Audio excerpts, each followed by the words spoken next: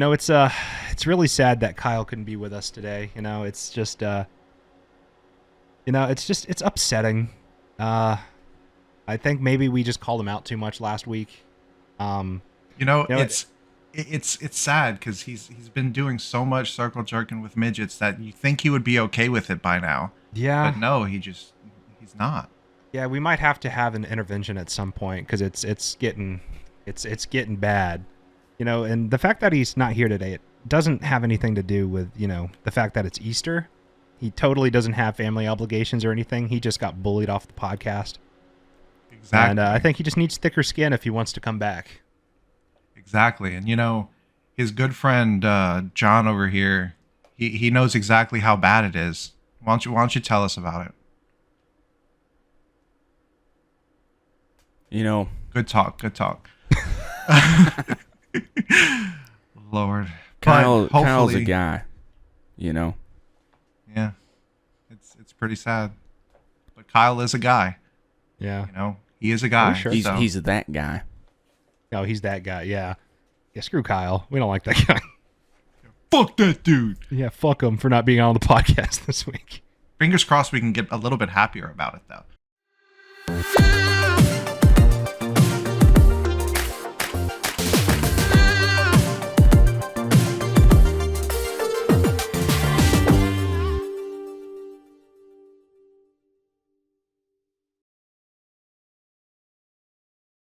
Hello, everyone. This is Caleb Boudreau, the editor-in-chief of An Extraordinary Life.online, and this is the Joystick Junkies podcast.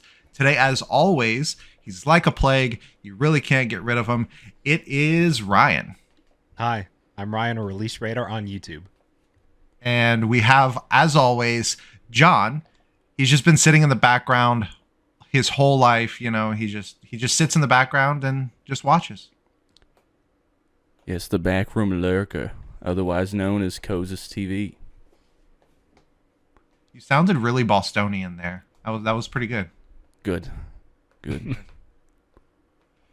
So today we have a little bit of an arc update. So they finally saw all the controversy that everything started, and I think they kind of feel bad for it all, So they revised their remaster. It is no longer going to be called the Respawned bundle. They said, "Our bad. We recognize how combining Ark Survival Ascended and Ark 2 and requiring further DLC upgrades wasn't optimal, especially since you wouldn't be able to judge Ark 2 with no gameplay or content being available yet. So here are our new plans. Ark Survival Ascended will now be a standalone package released on every platform: PC, Windows, Steam, Xbox Series S, X, and PS5, starting at $59.99. But the package will include the following pieces of content built in, not sold separately, with each remastered and altered for the next generation: The Island, Survival of the Fittest, Scorched Earth, Aberration, Extinction, Genesis Part 1, and Genesis Part 2, with all of the community-created maps also being released over time in 2024. So, still got to pay $60 for it, but at least you get the actual remaster treatment now. It's not just you have to pay extra for the DLC again. Didn't they initially say that it was going to be free for Ark Survival Ascended? Because there was a quote that I found on a Steam review that says, "With the launch of Ark Survival Ascended at the end of August, we will sunset all official servers on Xbox, PlayStation, and PC, for Ark Survival Evolved. At that time, the final save data from the Ark Survival Evolved official servers will be uploaded for the players to rehost on their own servers or play in single-player/non-dedicated servers." So it's like, it initially seemed as if they were just going to do a free upgrade and allow you to carry over all of your stuff. Are they still going to let you transfer your stuff to Survival Ascended, or are they going to now charge you instead of giving it to you for free, and you have to start your servers from scratch again? Yeah, so they are going to... So they actually address that too. All in the same press release that all of this happened. They said initially when we first considered doing an Unreal 5 upgrade, we planned just to port the Switch version of the game and undo the graphical limitations required for that hardware. We weren't going to maximize the potential of the new technology, we weren't going to introduce new gameplay changes, and we weren't going to make critical design changes that would have had an impact on existing save data. After carefully considering what would be the best outcome for those who enjoy Ark Survival Evolved and would want to continue to enjoy it for years to come, we decided that our initial plan would not be sufficient. We want to provide you with an evergreen classic Ark experience, one that would continue to grow over time on a cleaned up code base, making use of the new technological advancements not only in the industry, but also what we are working on with Ark 2. We weren't trying to mislead you with earlier comments. Our plans and overall intentions changed, so you're probably asking why don't we make these upgrades to the original Ark Survival Evolved? Frankly, it would not be viable. Many of the changes we're making in Ark Survival Ascended will touch a lot of the aspects of the game. It'll invalidate save data, some mods may not be functional, some things may not play the same way as they did before, and we didn't want to change that experience for those who prefer it or are unable to upgrade. So they said basically they continue to go on talking about how anything unofficial, so player hosted servers and like third party hosted servers won't be affected by all of this. They'll still be up, but all in all, it's just going to be official servers that are forcing the transition because of the equipment that those servers are running on. Okay, well, so I have a couple questions about this. One of which is, what's incentivizing PC players to upgrade to this version? Because PC players will probably just stick with Survival Evolved until Ark 2 comes out. I don't really see a reason why they would bother dropping $60 on an upgraded version of the same game when a sequel is still planned to release in the near future. So that doesn't... Well, is there any gameplay yet of Survival Ascended? Have we seen if it looks that much better yet? To my knowledge, they haven't, and even through this press release, they haven't said anything. But they did say that they plan on supporting Ark Survival Ascended with new features, content drops, creatures, items, structures, and DLC after release, including DLSS, photo mode, dino and baby management quality of life changes, wild babies that you can, like, I guess, tame while they're children to make taming easier, I guess. I'm not sure. Cross-platform multiplayer and full blueprint modding. And they say, and I quote, "I know we mentioned this before, but we're super serial." They said serious. It's happening on PC and consoles at launch, and we've got it working internally with Overwolf technology. This dramatically changes the nature of the console experience. So it's apparently going to be, what's the name of the game? Like, how isn't Diablo 2 still getting somewhat content updates? They are actually. They're continuing to implement. Well, they're testing a lot of their ideas that they wanted to implement into Diablo 4 with Diablo 2 Resurrected. So it was kind of a testing phase before 4 had come out. They were able to add in certain features to upgrade Resurrected and add in quality of life features. But if they are successful, they are things that were going to be implemented in 4. Gotcha. So it's essentially that, like Diablo 2 and Diablo 3, how they're both getting content drops simultaneously, despite being two separate generations of game. So I would assume that's why. Mm-hmm. I'm not quite sure. So, okay, one of my other questions about this is they're sunsetting the official servers for Ark Survival Evolved on console. Is Ascended coming to Xbox One and PS4? Because if it doesn't... Ascended is, because it's on Unreal Engine 5, it's only on Series S, X, and PS5. So, if you bought Ark Survival Evolved on last generation consoles and you don't have a PS5 or an Xbox Series S or X yet, are you just kind of shit out of luck? No, Like, can so you just not play the game anymore? No, so you can still do single player and you can still do player hosted servers. And so are there player hosted servers for consoles though is my question. Yeah. So Okay. I have a group of friends that used to play it religiously, like loved the game. They actually went out and bought another Xbox used at GameStop specifically to host a server. And it would just be plugged in the side of the room. All they had to do is turn it on. They had a small little TV that they would be able to actually activate the software on, turn off the TV, and then whoever wanted to come and play it could play it. That's so weird. And so what you're saying about the whole Diablo thing also reminds me of Arma, because Arma 3 is still getting DLC and content drops, but there's also Arma Reforger, which is like a testing ground for the engine that's going to be in Arma 4. Yeah. And so they're like implementing engine tests and trying things out with Arma Reforger that are going to, if they work well in the engine on a large scale, those are going to be implemented into Arma 4 when that eventually comes out like the next year or two.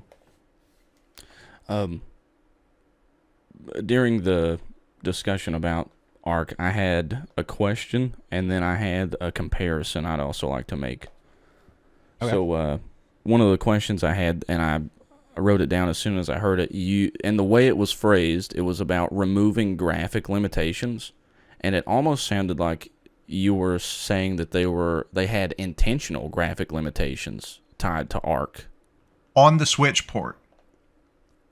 Graphical okay, so they were going to bring the limitations. game to the Switch. Yeah, so the original intention was to do all like Survival Ascended was supposed to be like an update and then bring the port to the Switch and everything. Mm-hmm. But then they were like, no, because we're doing all of these different gameplay changes and quality of life improvements, and they just rather do a free upgrade alongside the Switch release. They're just like, why don't we just do a complete refresh of the first game entirely? So it makes sense that way. I guess the comparison that I would make that we haven't mentioned is Skyrim or Bethesda. Oh my God! And so there was at one time a big community push for a revamp or a redo of Oblivion, isn't there a mod that completely redoes it in the Skyrim engine? There is a mod, but Bethesda was requested to do it officially, and they did publicly deny, stating that it's more trouble than it's worth, basically. So I do understand that comparison from Bethesda and I can't think of the name of the studio that makes Ark. The studio that makes Ark is... I actually have no idea.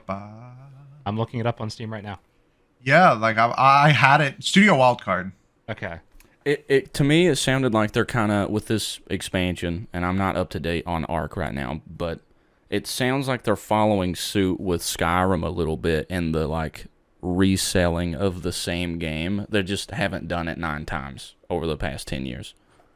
I'm just saying, if you can't sell the same game 9 times and then do it a 10th time for billions of dollars to Microsoft, you should not be in the industry.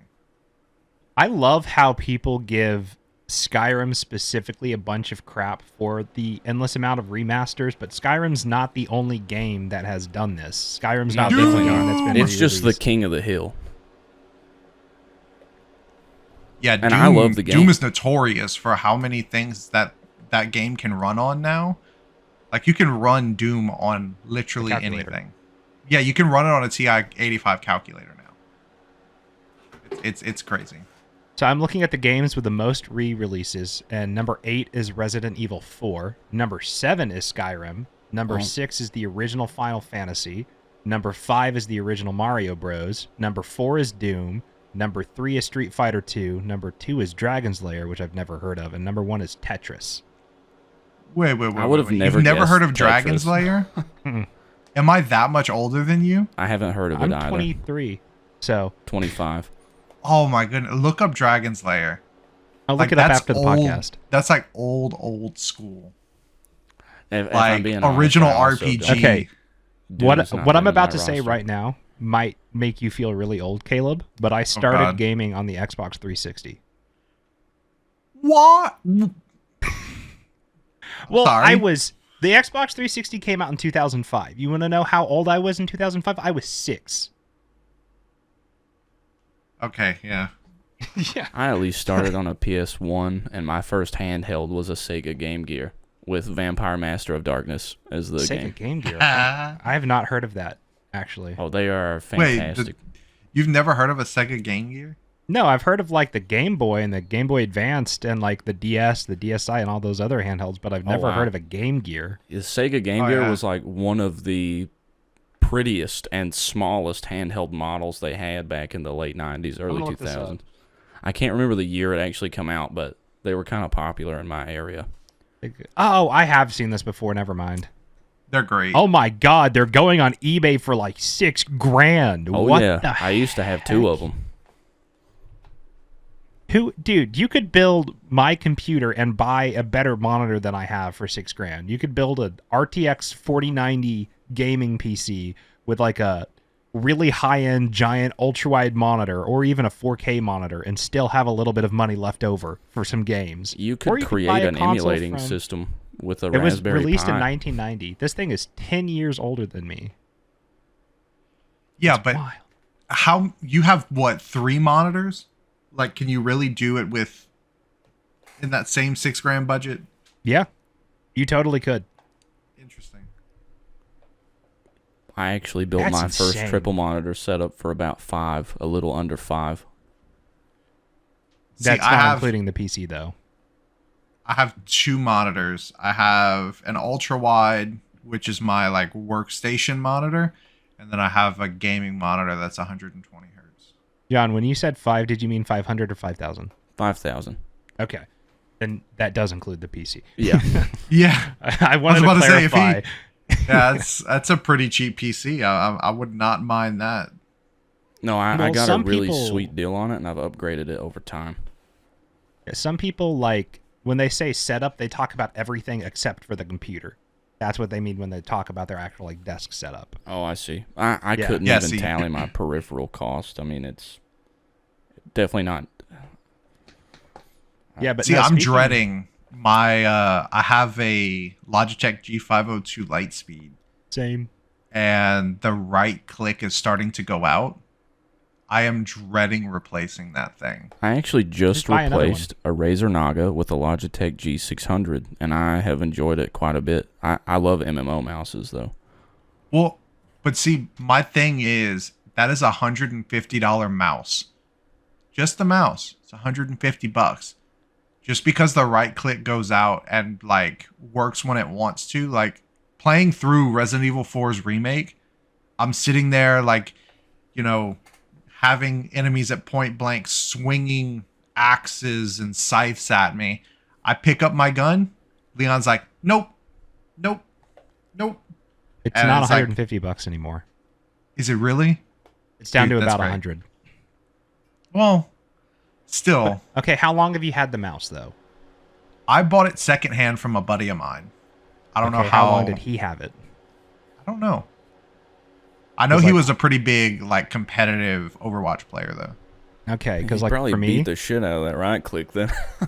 yeah, no, like for me, my mouse that I had before this mouse, which is a 502 Lightspeed, was a 502 wired, and that thing lasted me like 6 years before I had to upgrade it. Yeah, see, I have the 302. Like, so I have another Logitech. I got this little guy. That's nice. Yeah. That's what I have for my my laptop. It stays in my Pelican case. Yeah, Or the whenever I get 305. like, yeah, whenever I get called out for late night calls and I have to sit at sites for like, hey, like I'm 2.5 hours away from home and the part's gonna be here in 4 hours. I cannot drive home. I'm like, good thing I have my laptop. I could just go and play games.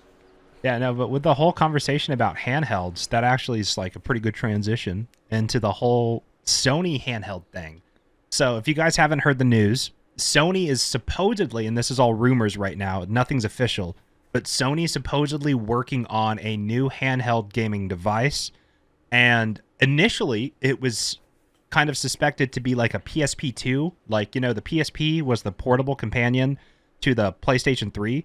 And so some of us were expecting the equivalent to the PS5, right? A more powerful handheld gaming device that could run games locally.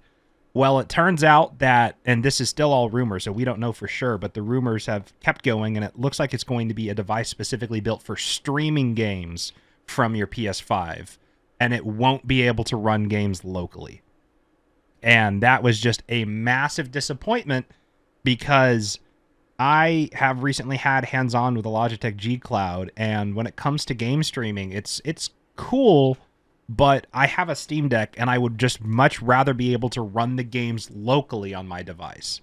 Yeah, the G Cloud is whack because like whenever you think about playing handheld, you don't think about just being at your house. Like, why would you do that at your house? I mean, granted, there are people who play their Switch in handheld modes at their house.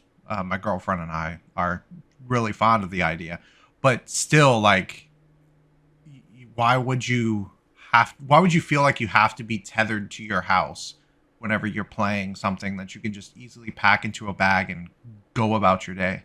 Yeah. I think the handheld markets really fell off over the past several years, kind of coinciding with the physical copy market going down. I mean, you saw my beautiful physical copy collection. Yes. Yeah. I am definitely a fan of owning the things that I own because for sure. Steam goes down, we lose everything that we have unless they have a contingency plan around things like Denuvo. Yeah, well, so John, I would argue that the handheld market has seen a decline, but it's recently picked back up. Oh, I'm excited for it. We I have love devices that there's even like rumors. Yeah, we have devices like the Aya Neo, the GPD Win, the Steam Deck. Also, Asus ROG announced on April 1st the ROG Ally. Everybody thought it was going to be an April Fool's joke, but they pulled a fast one on us, and it's an actual product coming to market, which is kind of crazy. It was not a joke. It was not a joke. And they're boasting 2 times the power of the Steam Deck too. Which is cool and all, but the Aya Neos are more powerful than the Steam Deck. But the thing that the Steam Deck usually beats them all on is cost. We're not going to see a $399 ROG Ally, probably. We're probably not even going to see it for $600 like the top model Steam Deck. It's probably going to be at least $1,000. So, cool. It's more powerful than the Steam Deck, but it's also going to be $1,000. So, exactly. I want to be proven wrong on that, but I do not see them because all of the other Steam Deck competitors that are more powerful than the Steam Deck, sure, it's more powerful, but do you really want to spend like $1,500 on a handheld that you can't upgrade? Probably not. Exactly. Which is it's interesting to me, though, because I'm just a huge gaming nerd, so whenever there's like a new medium or a medium coming back, like handheld gaming, because as we were talking about earlier, in the early 2000s and like the 90s and everything, handheld gaming was stupid popular. You had like the PSP, the PS Vita, the DS, the DSi, the 3DS, the Game Gear or whatever. I missed that. Yeah, and you could always just like, I remember playing my DS on the bus on the way to school sometimes. Like I had a DSi. That was fun.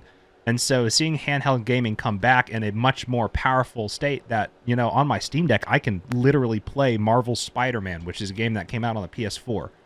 Like, the Steam Deck is pretty comparable. A good fucking game. Dude, I know. I'm so excited about the second one. I remember as a kid growing up with the PSP, because my favorite game at the time was Grand Theft Auto 3 and San Andreas.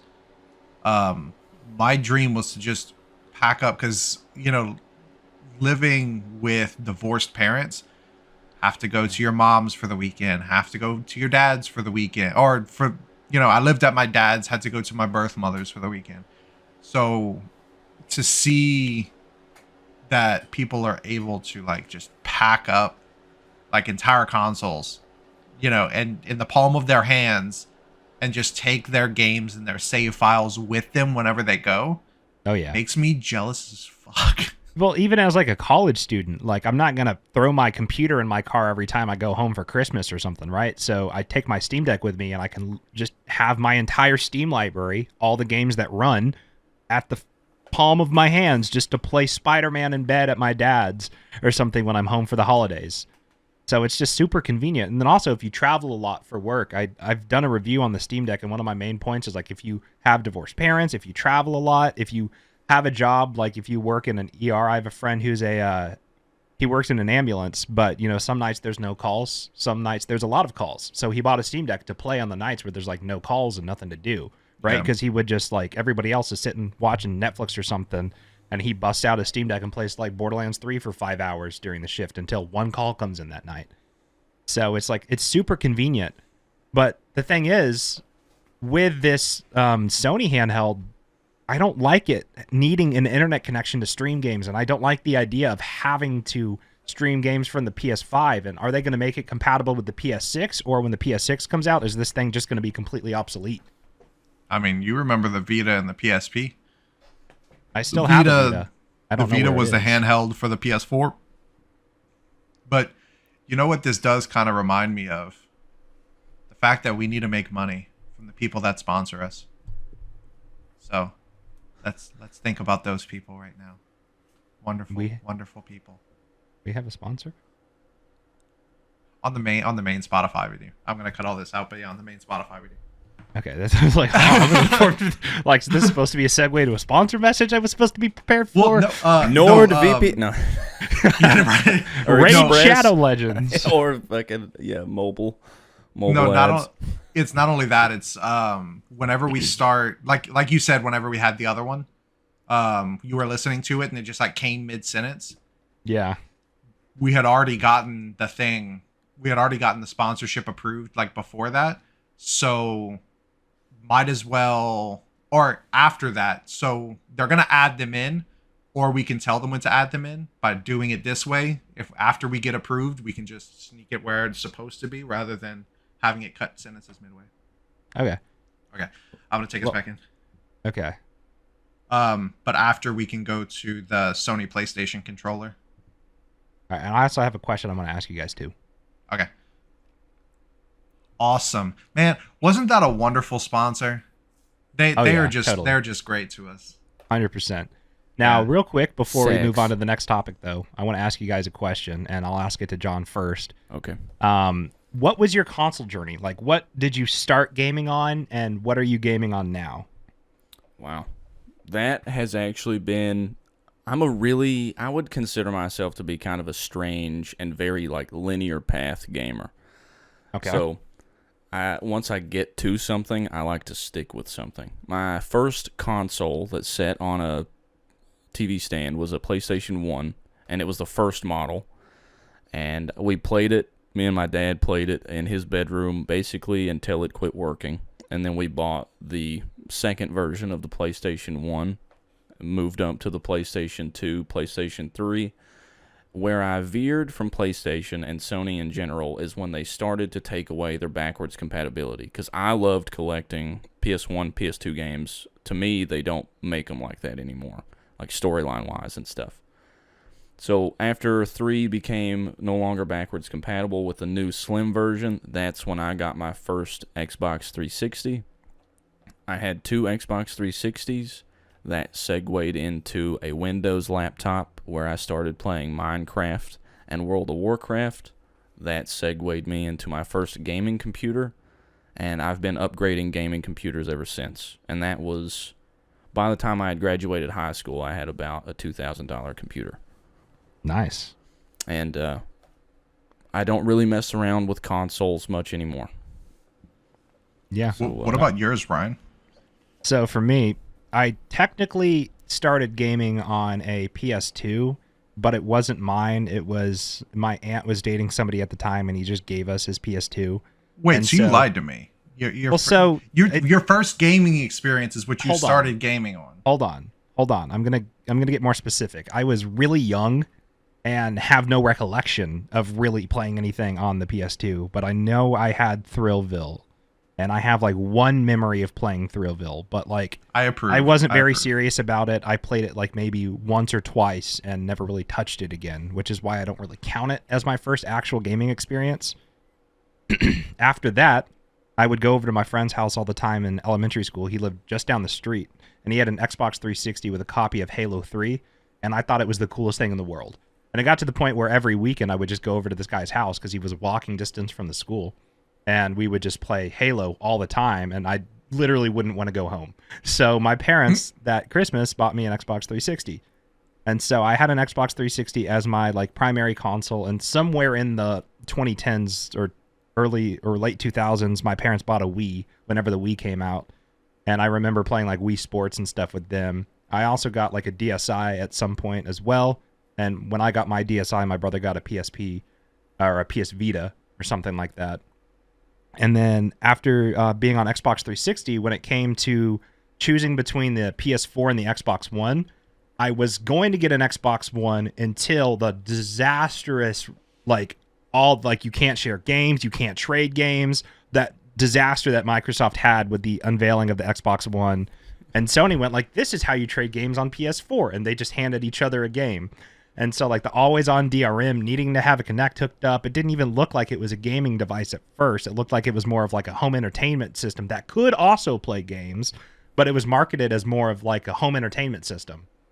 And so I decided not to get an Xbox One or a PS4. I decided to kind of borrow permanently my mom's laptop and play like Minecraft and stuff on that.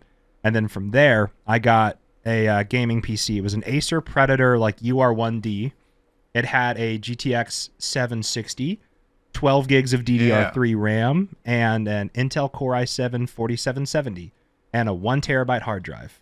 And that was my first like actual gaming PC in like 2000. I think it was Christmas 2013, going into 2014. And so you definitely got into PC gaming long before I did. Oh yeah, this was my first gaming PC was in 2019, early. Real? Okay, I didn't know that. Wow. Oh yeah, a friend of mine actually had a bunch of hardware. He had just recently upgraded his computer. And he still had the motherboard, the CPU, and it was a i7 6700 and a 980 Ti. And he took the RAM with him, so I had to get new RAM. But it's just like, dude, it's sitting in a box under my front porch. Like, you can just have it. And I was like, oh, okay, sure. And that was right before the graphics card prices skyrocketed. Oh man, dude, I don't miss that. No, the graphics cards, the bull market for graphics cards were one of the worst times in gaming. Oh yeah, with the whole pandemic and everything, like everybody needed to work from home, and so I will say that like during the time of me having a gaming PC, I also picked up along the way a Switch, which I sold to get a Steam Deck. And then I also picked up a PS4, which I sold to get a PS5. So like now I have my PC, Steam Deck, PS5. I got sent an Xbox Series S for free to do some videos with, and I still have that. And my Xbox 360 still works. I still have it. And I used it up until Halo came to PC. Because before Halo came to PC, I didn't want to buy an Xbox One just to play the Master Chief Collection when I had the discs for Halo 1, Halo 2, Halo 3, Halo 4, and Halo 3 ODST and Halo Reach. I didn't see the point. But didn't they shut the servers down like around the same time as the Master Chief Collection? Well, so I literally do not care about Halo multiplayer. I play Halo for the single it's just player. it's just a single player. It's still really upsetting that they took the couch co-op away from the new Halo games. Oh my god, dude, I could go off for like 5 hours straight about what's happened to Halo. Because Bungie wanted to move on and make something else, which became Destiny. And in my opinion, I don't like Destiny. I know that's kind of a hot take. Some people are really, really into it. And I think I hate Destiny. I think that Destiny 1 was extremely disappointing. It was so bad. And I used to do YouTube videos on a gaming channel.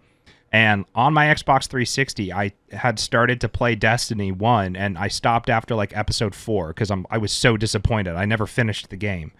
Because like these people made Halo, and this is so bad. I just could not stand it. I have a interesting opinion about Destiny 2.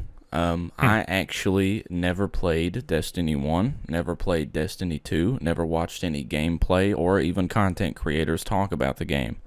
I basically knew of its existence, kind of knew what it was, and never looked at it ever. So I was hands-on with it for the first time about a year ago, and coming from somebody who I do play a lot of MMOs, I do think it was a very unique perspective to see a first-person shooter MMO. And mechanically, I thought it was impressive. And that's because I wasn't looking at it from the standpoint of they made a Halo knockoff. Well, it's not even that. Like, I know since you're usually a fly on the wall of the podcast, I'm sure you know, but I'll just give you a refresher to begin, the story. Absolutely. So there are 3. Whenever whenever Destiny 2 came out with a physical release, whenever it first launched,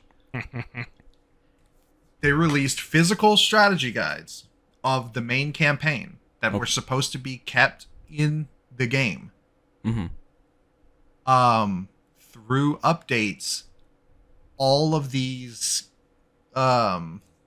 strategy guides were nullified, and the main storyline that Destiny 2 was supposed to fix everything about Destiny 1, not having a linear story and not having a cohesive narrative, all of that was thrown out of the window, and you can't play the original story that was written for the game anymore.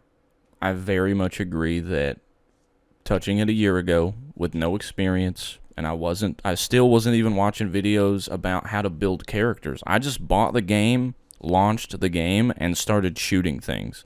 Please tell me you didn't buy it right before they put it free to play. It sounds like he did. Yeah, I gotta go. Funny, that's what Kyle said after we confronted him about his circle jerking habits. But anyway, Yeah, I gotta leave. It's okay. The flies And then he on did the leave. wall He's not will here. never leave. Yeah. No, but yeah, I do want to talk you were saying? about. Oh, sorry.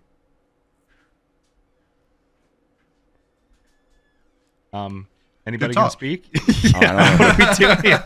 See, this is how you know it's not scripted. It was just dead silence for like 5 seconds. Wow, there. that got really awkward. John, do you have anything else you want to add to the whole Destiny thing? No, nothing to add about Destiny. I did want to elaborate on a question about our system journeys, actually. Okay.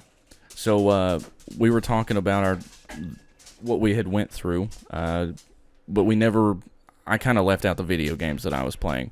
So just to narrow down, on your first console that you've ever gamed on, what was your favorite game and or series? Mine was Tenchu. I've never even heard of that. Caleb sounds like he has, and I'm impressed. Yeah, that was a good game. But see, my most memorable one, I was just able to recently replay it. Keep forgetting to switch the cameras back. But my favorite one had to be Jet Li's Rise to Honor. Well, no, hold on. If we're thinking first ever console experience, in 007, 64. Oh, How did you play that with that controller? I tried it at like McDonald's when they had like the N64s out at McDonald's in the play place as a kid, and I could never figure out how to play a shooter with a controller that's for somebody with 3 arms. Like how? Because it's when that's the only controller you know, like that's what you start out with. It's awkward, but it makes sense. No, that controller was horrible, and I will die on this hill. No. It is very, very ugly. Okay, thank you. It was a horrible design choice. But what I'm saying is you kind of get used to it, and then the moment I switched over to DualShock for the PlayStation 2, I was like, okay, this is much better. some would say this is a game changer, pun intended. Yeah, it was definitely a game changer. So Okay. we have Tenchu for John. Mm-hmm. Stealth Assassins, and I actually still own the physical copy. I heard you mention Rise to Honor. I also own that physical copy. Yeah, I'm still looking for a physical copy of it.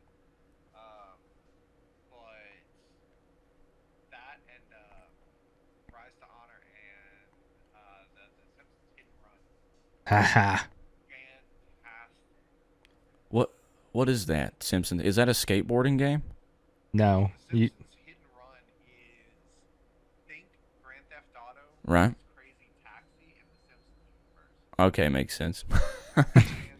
You play as like you can play as all of them too, right? You can play as Bart, Lisa, Homer, Marge, and Maggie, right?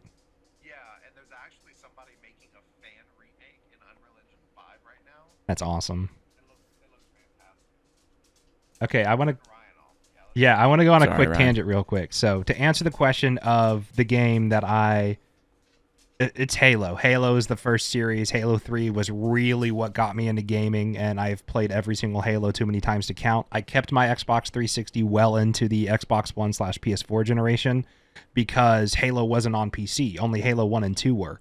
And so Halo 3, if I ever wanted to play 3, ODST, Reach, or 4, which I never really want to play 4, but if I wanted to play any of the good Halo games, I would not be able to on PC. But then the MCC hit PC.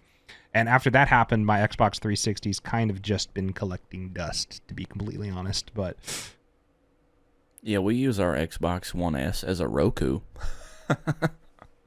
yeah, I remember like Microsoft was so hard on selling the fact that you could watch all of your streaming services on the Xbox One. Now you can just do that on any TV, like that's $300 from Walmart. Like all TVs are smart TVs now. It doesn't even matter what you have plugged into it. Right. My TV's not a smart TV, but it is 70 inches, so I was like, "What? How do we rectify this not working?" And we chose to leave the You Xbox. have a 70-inch not smart TV? It is a smart TV, but it's so old that the software on it is no longer supported. If you want me to be more specific, it Okay. can't run the apps anymore. That's so weird. Yeah. I'll have Yeah, to 'cause get you the I- branding of it. It's actually a really interesting story how I got it, but yeah. I recently upgraded from a 65-inch 4K Sony TV to a 75-inch 4K LG TV. And I sold the Sony one to my brother and used that money to buy the new one on Black Friday. But it was $579 before tax, and it's a 75-inch TV. And so there's going to be a caveat with that price, and it only has 2 HDMIs, which is a little annoying. Yeah, But then two's again, a I only little- have my Xbox Series S and PS5 plugged into it, so I don't really need anything else plugged into the TV anyway. You could always buy third-party adapters that allow more connectors if you need. Oh yeah, switcher, I've thought about it. But that's really if you were going to get into like a collection shelf and have like all of your consoles displayed. Okay. Well, I got another question then for you guys. What was your first like actual real online gaming experience? Like the first online multiplayer that you ever really got into?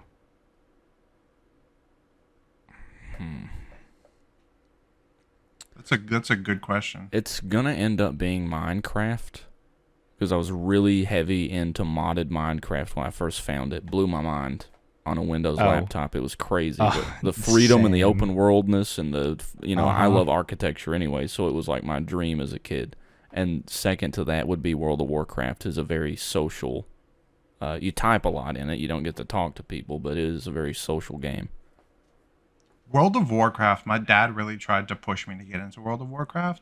Not really a big point and click kind of guy though. That's the problem. Oh, I get it. It's definitely. I've actually stepped back from it again. I play it every 2 to 3 years for a few months, and then I'll drop it again. Yeah. Yeah, for me, the multiplayer that I really first got into, like I played a bunch of multiplayer on Halo Reach, but I didn't play like the multiplayer. I did like Forge and custom games and Firefight and stuff like that. But like the actual first competitive multiplayer that I got into on the Xbox 360 was Modern Warfare 3. And I absolutely loved Modern Warfare 3's multiplayer. That was the only COD I ever prestiged in because it was the only one I really had time to prestige in when I was younger. And it was so much fun. And it came out like more than 10 years ago. I just looked it up, and that just makes me feel old. Came out in 2011. Battlefield 3. My console journey was very lackluster in terms of friends. I did not have very many online friends with any console gaming. It was when I hit PC when it blew up. Yeah. Well, so for me, when I first got my Xbox 360, when like around the Halo 3 times, I was not allowed to have Xbox Live. My parents didn't trust online gaming. Same. So Yeah. I just basically played single player and split screen with my friends. And Did you I get the am whole so never give out your heartbroken. address or you're going to get kidnapped talk? Yeah, like Yeah. you can't ever tell Yeah. anybody where you live online. I'm like, okay, why would I though? Why are you telling me But this? how would This we is order rhetorical. pizza, guys? How would Yeah, we order okay. pizza if we can't give people our address? Real quick, Roller Coaster Podcast, have to go off on a tangent. Have you seen the video of somebody who made a redstone computer in Minecraft fully functional and ordered a pizza in Minecraft and got it delivered to their house? No, Yes, sir. but I need to see that now. It was so crazy. Yeah, What? it's ridiculous. How did Somebody they get bought Taylor Minecraft Swift to, tickets. How did they get and it to Minecraft. interact with an external software to call the pizza place or place the order? I don't. They had to do. Well, it was an third-party- online It was an online order on like the Domino's website. Yeah, there was no call involved. But there had to be a software to get Minecraft to talk to the online. Yeah, Portal. I think it was like a mod. That's Yeah. crazy though. Still a level of ingenuity beyond me. Minecraft is crazy, and it's really, is it still one of the most, like, it's in the top 3 of most played and sold games of all time? Because like I I'm think it currently is. playing through it again with my brother and his friends, and they're all pretty generic frat guys, I would say. Nothing against them, they're cool dudes, but like they get wasted. Wait, at is that the parties brother and that- stuff. That's like the herpy-durky Texan. Yeah. Yeah. And so this, I only have one brother, but Gotcha. yeah, his name's Camden. Great dude, but you know he gets wasted and plays like, or doesn't play. He's just like a generic country guy, and he hates technology, but Minecraft. He loves Minecraft, and he even got his girlfriend to start playing it with him. And so they're hosting a realm that we're all playing on, and this is like, his girlfriend is on her iPad. I'm playing on PC. My brother's on an Xbox Series X, and one of his friends is on a PlayStation 4, and we can all play the game together, which I love that, because I don't, you guys definitely remember the days of like, if you have a friend on PS3 but I'm on Xbox 360, we both have Black Ops 1 but we can't play it together because we're not on the same system. That was the worst, man. I'm not gonna lie. But yeah, no, even more so talking about Roller Coaster Podcast. Welcome to Technical Difficulty Podcast, where my audio cut out like for a whole section, just stopped recording. What? So like we have a whole section where I'm cutting back and forth to me, and I'm definitely talking, definitely engaging, but there's no audio from my end just because my audio just decided to stop recording. It's great. What section was that? It was whenever you and John were talking, most of the time. Like it was a couple minutes ago. Well, that works out. I'm irrelevant, so yeah, just cut me out. I'll show back up. Or what we could do is just have me and John talk and cut out the parts where Caleb was talking. I mean, to be fair, the world probably wouldn't miss me. Oh. Yeah, so anyway, I do want to talk about Halo more. You mean to tell me you would not want to go skydiving without a parachute? I mean, it is a once in a lifetime experience there, Ryan. I wouldn't even go skydiving with a parachute, to be honest with you. It's not my speed. But Oh, trust me, you'll be at a speed. shut up. But okay, I want to talk more about Halo. And are you sure your stuff's working again, Caleb? Did you fix the technical difficulties? Yeah. All right, so Joseph Staten was brought on during the development of Halo Infinite to basically save the ship and at least salvage somewhat of a good product out of what was happening. Mm-hmm. And Yeah, he didn't do that. he did the best he could, because the problem with Halo Infinite's development and the problem with 343 overall was the upper management wanting to both franchise Halo, make Halo not feel like Halo, and at the same time, they wanted all of these changes that they were trying to make to different aspects of Halo to also come to the game. And so the first thing 343 Industries did with Halo was make Halo 4, which was a game that nobody really liked. The art style was crap, and they tried to Call of Duty the multiplayer by putting in loadouts in Halo instead of everybody having the same start. The entire Halo multiplayer community was upset about that. I didn't care too much because I don't play much Halo multiplayer, but I did care about the art style straight up not looking like Halo anymore. They doubled down on that art style with Halo 5 and made the multiplayer even more not Halo. But with Halo Infinite, they've actually made a decent campaign, but the game came out with like no content. And Joseph Staten stayed at 343 to basically help steer the ship in the best direction he could, right? He wanted to salvage the product because from what I've heard internally, it was a disaster. And it still kind of is a disaster. So, John, I know you used to be big on Halo. Like, what are your thoughts on the current state of the franchise? Because look how they massacred my boys, basically how I feel. I do actually have a lot of feelings about that. I just internalize them, and it causes me to explode in Walmart randomly. But anyway, for me... Hopefully not in the same way that most people nowadays explode in public places. No, it's of a visceral nature. Visceral. He just Whatever basically aisle turns I'm into in, somebody's gonna have to reface it because I'm messing it all up. And it's like a never mind. So is it with shit like brown? Oh no! It's or just like, I just flail around with anger. Imagine just flailing because someone killed your childhood. Yeah. So like wacky inflatable arm. Wacky man. inflatable arm flailing tube man. Yeah, so 911's going to get a call basically saying like, "Hello, 911, somebody's punching all the chips. They're punching all of the bags of chips." Like they just hear multiple pops coming from the aisle as you're like breaking the air in every single bag. Like, "Sir, what are you Halo! doing?" Fucking they Halo ruined Infinite. No, it's Just breaking it's so all of the sad. chips that are branded with Halo extras and like downloadable content codes and shit. Like double XP tokens. Yeah. In all seriousness, I was very invested in the lore of Halo when I was 14 to 16, 17, and 18 years old. I loved the lore. Very much like Ryan. I didn't really care about the multiplayer. It was interesting, but I was in love with the storyline. Obsessed. Oh, yeah. So when Halo 3 ended, my fucking heart literally like broke and yearned for this game to come out again. And we got Halo 4. So That wasn't a great one. From Halo 4, I could tell it was not going to go in a good direction, but I played Halo 4 all the way through and tried to give the lore a chance. I didn't even play Halo 5. By the time Halo 5 had actually come out, I just watched somebody else play the game all the way through to get the campaign experience. I didn't even want to get my hands on that game. I never bought it. So I didn't have a Xbox One, so I literally couldn't play the game. I actually played it for the first time this year. Oh, wow. Really? Yep. Yeah, And I've never put hands on Halo 5. You're not missing out.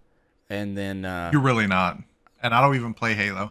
It wasn't that special. So Infinite was supposed to be that, like, flash from the past. It's going to bring back Halo to the glory days, to that yearning that Halo 3 left us with. And I was just so ecstatic and pumped about it. But it's 343, so obviously I'm apprehensive. Oh, yeah. It comes out. But that announcement trailer, though. The hype for it was building. The community was fucking roaring. Everybody was like, we're going to go to Pound Town with this fucking game. It comes out and Fucking literally Pound Town. flops so fucking hard that Halo 4 and 5, well, you get the point. Yeah. When it came out, dead. it was actually super, super successful at first because the multiplayer was free to play. Right. So everybody was getting in and playing it all at once. All the Twitch streamers were getting on the game. XQC, Tim the Tap Man, Dr. Disrespect. Everybody was jumping in playing Halo, and it felt like Halo was back. And then I fundamentally disagree with this statement that Doc said. Doc said Halo Infinite needs a battle royale or the game's gonna die. No, Halo Infinite did not need a battle royale. And sure, the game did die, but it was not because it didn't have a battle royale. It was because it didn't have anything to do. It died because the content was barren. It died because there was no infection, firefight. Forge was broken. Or Forge wasn't there. Custom games were broken. Theater was broken. It came out in a disastrous state. That's why the game co-op died. was missing, despite I'm them glad you claiming said that that. it wouldn't be. Split screen co-op was missing. I'm glad you brought that up. Forge was another thing that killed Halo 4 and 5 for me. I was very excited to see the revamp of that in Infinite, to get that new Forge world from like Halo Reach days. Yeah, it's here now, by the way. It came out about like a year after launch? Yeah, only. Finally. Did I pay for a multi-billion-dollar corporation to release a game, or did I pay for something that's 1/3 done? Well, you didn't pay at all because it's free. You're free, Ryan. I didn't put okay, hands on it. you're free. The campaign, I think my biggest quarrel with the way they did Halo Infinite is free to play. I am not a fan of free to play games because it makes it very, very easy for cheaters to come in, make new accounts, and cheat. Now on Steam, you do have to spend $5 if your account gets banned. And like if you make a new account, you have to buy a game worth at least $5 before you can actually like download a free to play game. But Really? still, yeah. At least I think that's how it works, because I made an account to play Halo Infinite with me for one of my friends on my laptop when they came over, and I couldn't download Halo Infinite. I had to buy a game on that account first, so we just didn't do it. But Now I know I made a second account for my laptop to do LAN parties of Ground Branch, but I couldn't gift my second account Ground Branch that's why. until it had spent $10 to $15, something Yep, like that. that's why. But basically, Halo Infinite could have been good, but the game released when it wasn't ready, and it was so horribly mismanaged that the product that we got, it took them 6 years to develop Halo Infinite, but they did not actually spend 6 years on what we're playing now. They spent about maybe 2.5 years on what we got.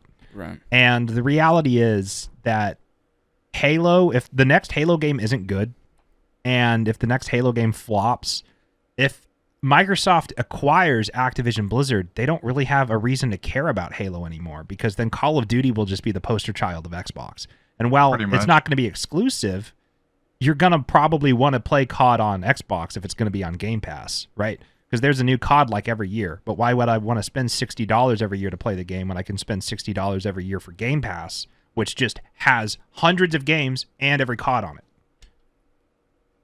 But it's just Halo is done. The TV show was horrible. It looked pretty, but Master Chief took off his helmet in the second episode, which was just that. No, he's never taken his helmet off in any game, and he took it off in like episode 2 of the show.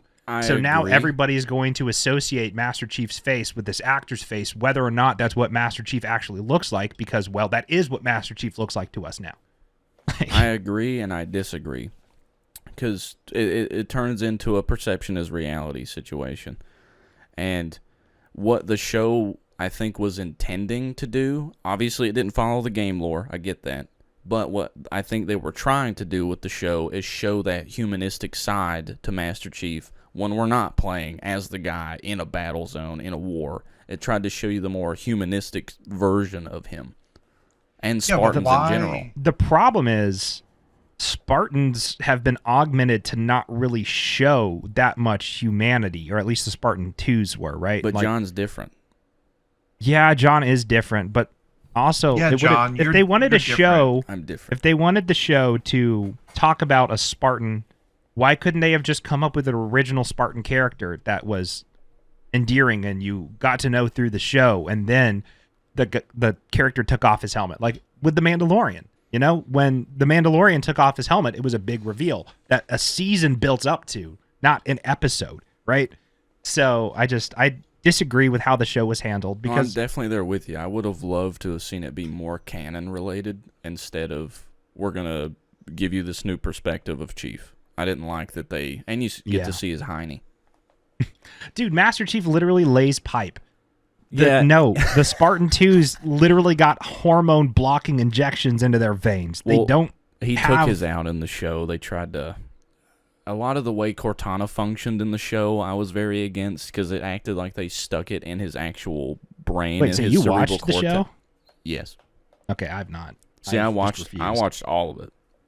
Wait, Ryan, are you acting like the writers and just being like, look, this is the story. I don't care if I haven't played the games. This is what happened.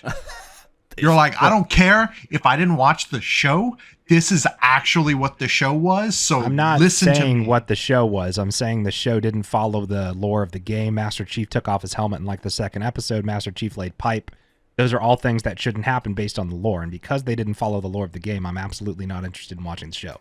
So question, And the show if got Master overall Chief, extremely negative reviews. The show is not for Halo fans. So as a Halo fan, I don't care. if Master Chief laid pipe, would that make it a Master Sword?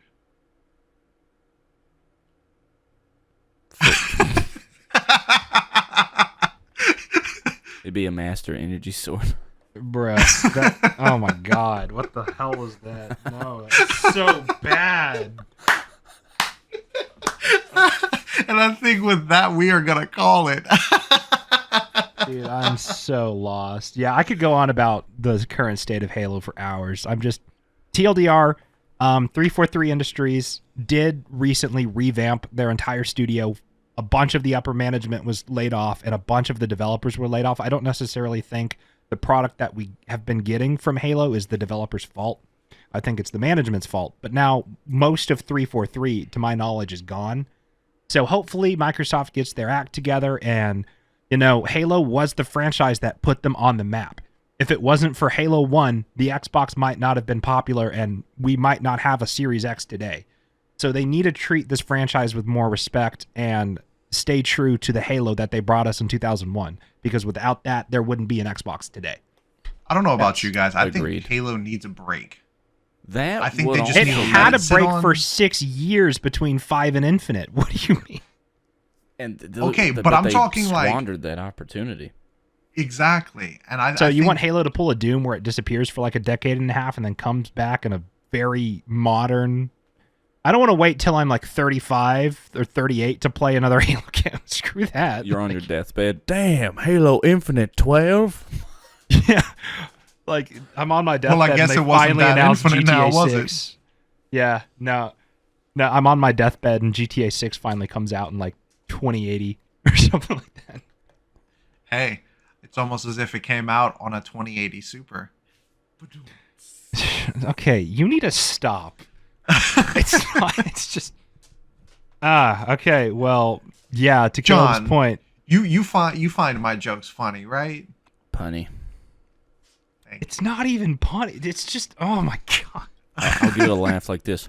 All right. Thank you guys for watching another episode of the Joystick Junkies podcast. Is there cake? Is the The cake, cake a lie? is a lie. Good. I get that reference. I've played Portal once, but I've played Portal. Portal is a masterpiece. All right, so when hope do you- we stop our audios recording here? Well, you see, when a mommy cat and a daddy cat really love each other,